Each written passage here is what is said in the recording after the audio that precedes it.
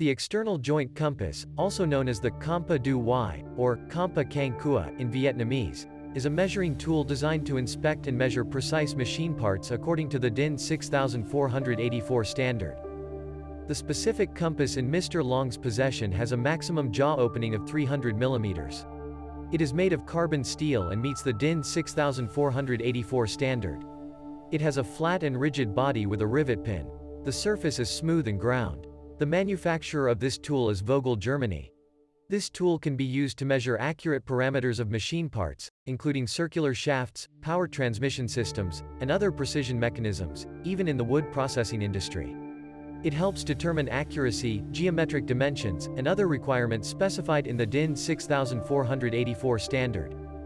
External joint compasses are commonly used in industries that require high precision and reliability, including machine manufacturing and engineering industries.